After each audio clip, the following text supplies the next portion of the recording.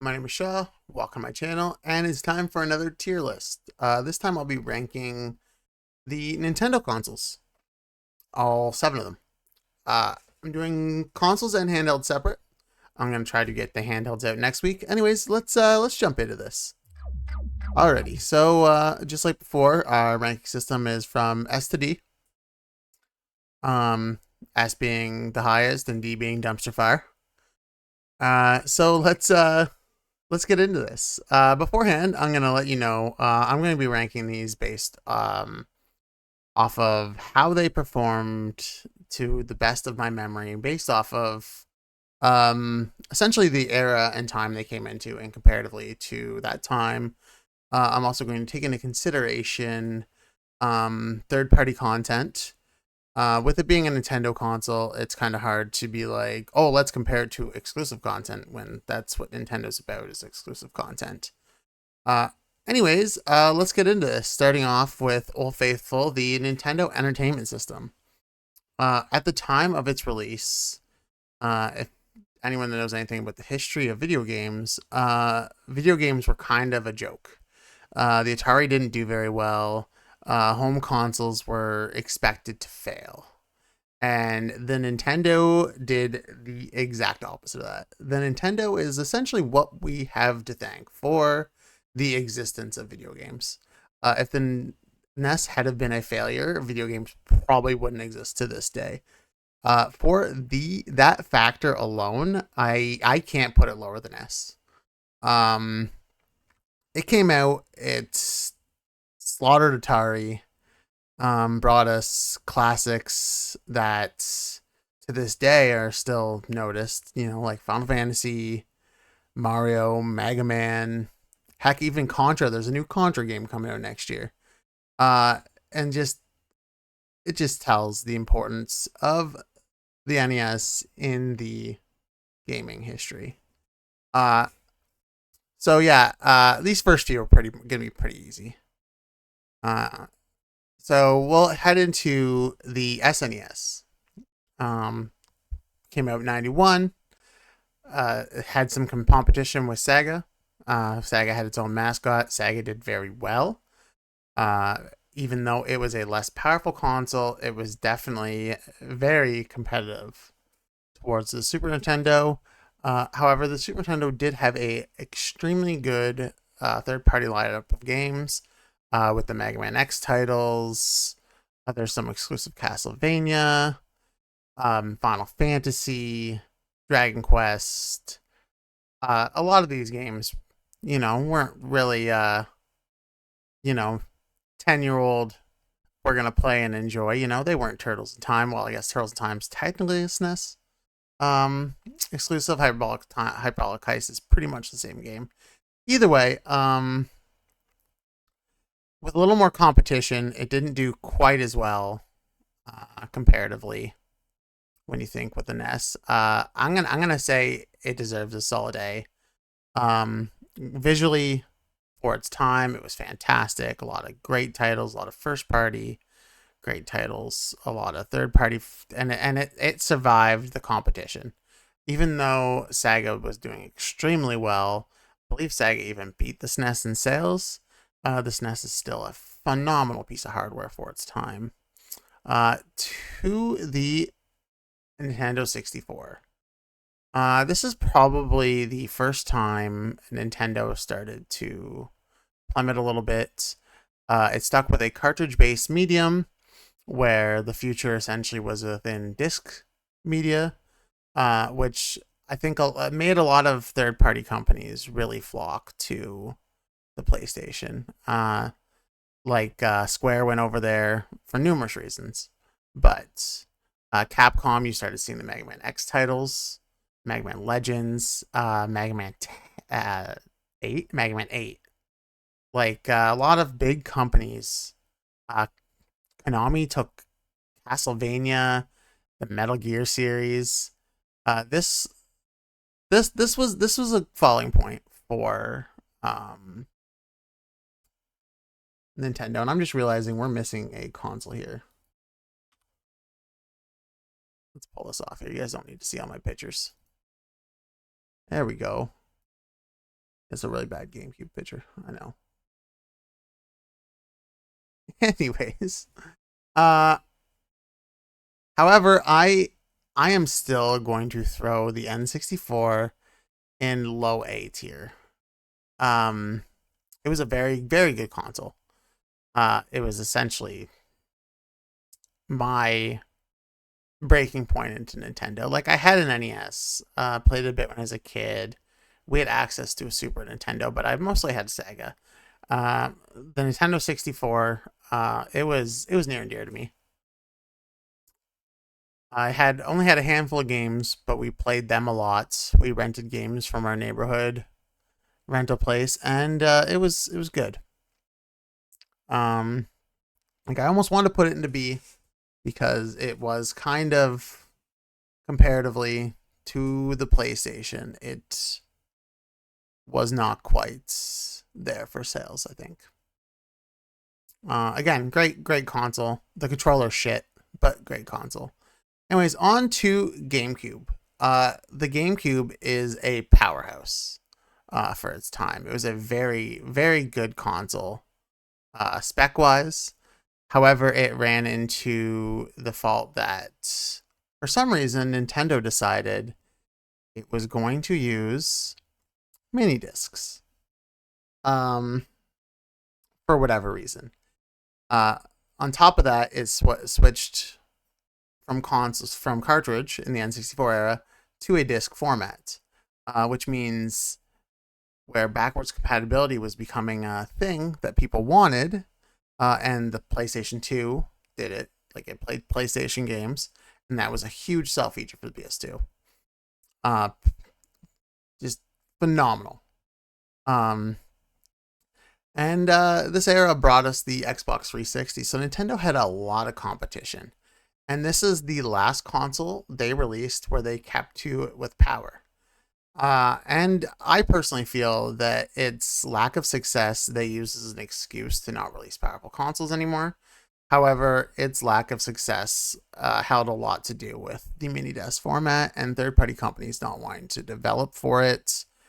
Um, the console, it should be a great console. It has a very, very good first-party library of games. However, its third party is a little lacking. It did see some really good exclusives like Tales of Symphonia, Resident Evil 4. Heck, actually, Capcom completely jumped ship for a bit. They did a remake for Resident Evil 1. Resident Evil 0 is also an exclusive, or was an exclusive at the time. But yeah, other than that, they didn't have a lot of really big first party or third party support.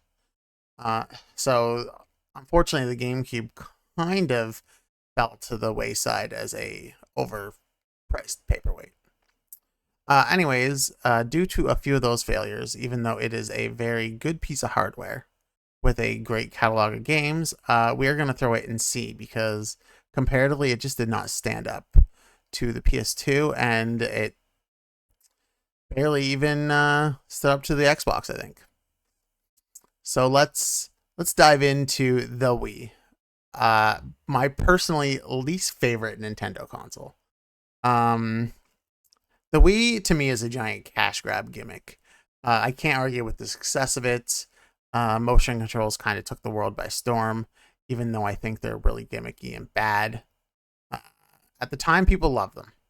Although I don't have a single fond memory of a motion control game. I mean, I guess Punch Out was okay. But that's Nintendo, I guess. That being said, the control gimmick actually kept me from playing Mario Galaxy. I've never actually played it. That's not entirely true. I played it briefly. Did not like it was my first experience with a Wii, and I'm just like, these controls are stupid. To this day, the Wiimote and Nunchuck are, they might even be worse than the N64 control design. I don't know what the fuck Nintendo's issue with designing controls are, but like, you got one right here. It's a pro controller. It works. Stick with it. We don't need your trash gimmicks. That's my rant. That's me making noise. Anyways, the Wii was a ridiculous success. Technologically output, it's not much better graphic wise than a GameCube. It came out with alongside two high definition consoles. It is not high definition. It is literally just a GameCube with motion controls. It relied mostly on first party support, the virtual console, some games that aren't even available for the virtual console. Anyways, you would think based off of sales, I'd be like, this thing's a hit. It's going here. No, I'm putting the Wii in C. I honestly think the Wii is a trash console. It did not deserve to do as well as it did. And motion controls just took the world by storm. It was a gimmick. It hit, and people loved it. Onward to their next gimmick, the Wii U. Again, it suffered from a lot of heavy third-party support. Like, it basically had none. On top of that, the consoles, it was basically just a high-definition Wii. Like, the jump between these three consoles, the GameCube, the Wii, and the Wii U basically doesn't exist. Like, it's embarrassing. It really is. Like, that aside, I am not going to speak all bad about the Wii U, because anyone that knows me knows that I actually really like this console. I hate the tablet. I think the tablet was a stupid idea. And that was a huge turnoff for a lot of people, I think. It was a gimmicky of, hey, let's play games from my console in my hand. But a console still needs to be hooked up to the TV. But hey, if my buddies or my big brother, he's watching TV, I can still play Mario. Yeah, and now Sony's doing the same thing and people love it. I don't understand. The world's broken. Anyways, the first party catalog of this system is fire. It is probably one of the best first party console releases. So good that 90% of the first party titles are actually ported on the Switch. Again, because they hit it out of the park, first party titles. Even Smash 4, solid. I mean, Smash Ultimate came up for the Switch and is better, but Mario Kart 8, that's the only Mario Kart game we're going to play for the next 30 years. So, I mean, it's got that. Pikmin 3, fantastic game. Oh, shit, that's on the Switch. Heck, this one isn't even a mainstream Nintendo game, but Tokyo Mirage Session, really solid JRPG, cross between Fire Emblem and Shin Megami Tensei. Oh, shit. That was a Wii U title, also on the Switch. But you get my point. I can go on. I can go on forever. There's like 30 games they did this with. Either way, it doesn't matter how good Nintendo made the first party lineup of this console. Hardware-wise, gimmick-wise, and with no third-party support, this thing is trash and sits in D. Which, again, is unfortunate because I actually personally really like the Wii U. Anyways, now to everyone's baby. The console that the world loves. The console. Nintendo's first hybrid. There's an argument that this doesn't even deserve to be on this list because you can argue that this isn't a console. However, it's not exactly a handheld either. Although when I do the handheld one, I will be putting the Switch Lite on there because it is a handheld through and through. You'll notice I didn't do the Wii Mini. I'm not doing any variants unless they do a significant hardware change to the console. I'm not going to do variants. I think it's cash grab gimmick. They shouldn't even be mentioned. Like, who even knows what a Game Boy Advance Micro is? Anyways, I'm off topic. Back to this. So the Switch. It's people love it. You can take it in the car with you. It has probably the best library of games of any console to date. Both first party, third party.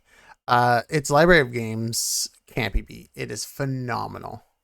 However, that is literally the only thing good I have to say about this console.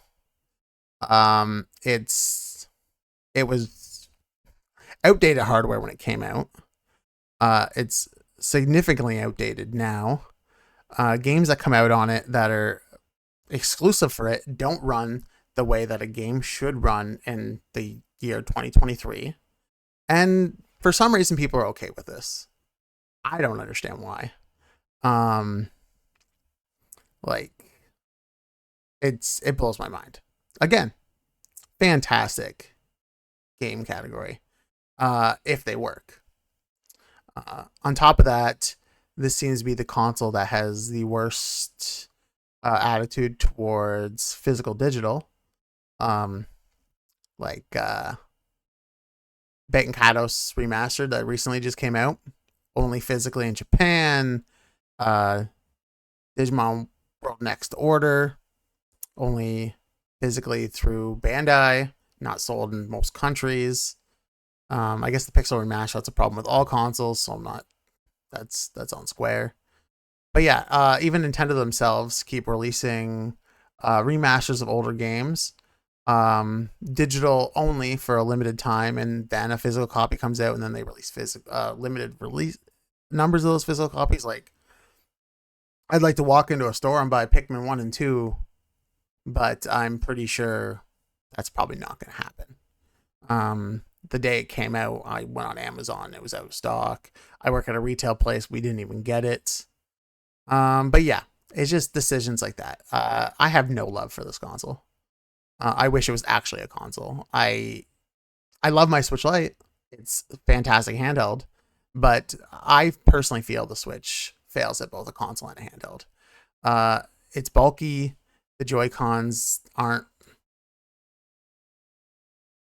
I find they're not, because they're separate. You feel that they're separate, and it makes the console feel flimsy to me, anyways. And that's a turnoff for me. I don't like playing this in handheld at all. And like the fact that it's a hassle to switch between consoles constantly means that I either don't play my Switch on my computer while I stream, make content, whatever, or I don't play it in handheld. That's my options. Or I play a thing that I don't find comfortable. Anyways, where are we putting this? I'm going to be generous enough to put a B, because again, I can't argue with success. And I can't say enough how much the game library is phenomenal. A lot of old, a lot of retro classic titles available. And that I think that's really what does it for me. That is my only positive thing about the Switch. However, I'm a Nintendo fan through and through. So if I want to play first-party Nintendo games, I have to keep buying their underpowered consoles, wishing that I could enjoy them at 60 FPS. Like PlayStation fans can enjoy their games. Anyways, that's my rant and my ranking. Anyone that doesn't agree with this, well, they can share their opinion if they want. Maybe they'll change my mind. But I think for the most part, the majority of people will probably agree with everything but where I put the Switch. Anyways, I hope you enjoyed the video. And if you did, feel free to drop a like, subscribe, comment below. And if you want to check out our live Let's Plays, you can over on Twitch. There'll be a link in the description. Have a great day, and we'll see you on the next one. Take care.